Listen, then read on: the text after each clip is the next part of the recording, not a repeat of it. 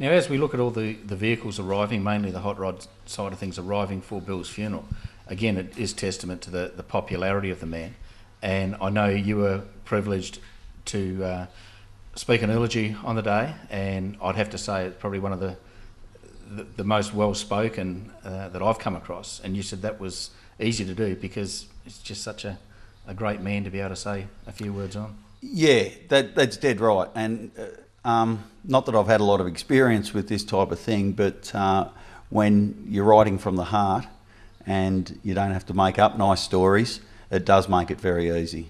And yeah, I don't think there was anyone in that room on the day that would have disagreed with anything I said. And you and Bill do go back a long way. A bit of your own personal side of things with Bill. I don't want to go into nitty-gritties, but you know, you'd have a few tales to tell. You would have got a bit of strife now and then. Yeah, Bill used to sit back and watch me get into strife with Chris and a few of the other boys, and he used to sort of laugh at our expense, which was fine. But he was always good to be around. I learned a hell of a lot from Bill.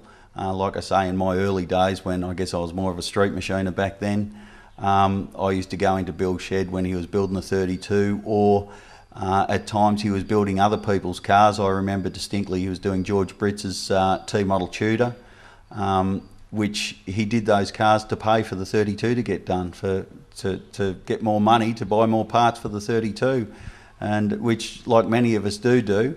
But some of the more memorable times with Bill is when he used to bring his coupe out here to my workshop, and we'd both be cleaning our cars up for a run, both having black 32.3 windows, and I think they were some. It's funny, just the simple times are sometimes the best. Yeah. And just having the radio going in the background, a couple of quiet cans, and both polishing the cars up and just talking about old times. You know, it was just great. Yeah.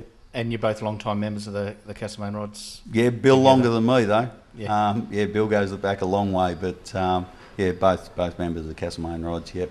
And many of these cars that we see here on the screen at the moment are cars that Bill would have had an input in, even if it mightn't have been with his hands. It's just his thoughts that he often gave to people. That's too true, because I'll never forget one time we went to Cleveland. We just finished Chris Aldatis's car, and we debuted that at the Cleveland Nationals, and it was the show and shine on the Sunday.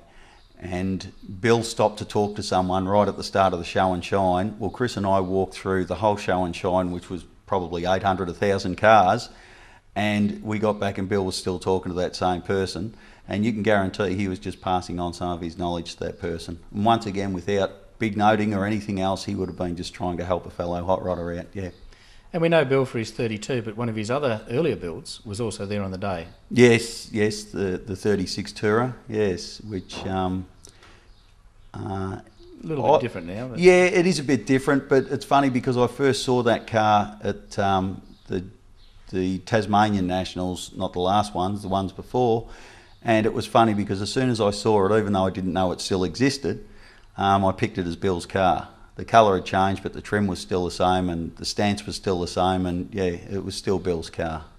All right, Lee, well, thanks for taking the time to talk to us about Bill's car and Bill himself. I would have much rather have done the interview with Bill on his own car, but couldn't be. So thanks for taking the time to do that with us.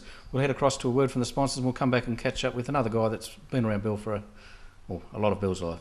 It's a pleasure. Thank you.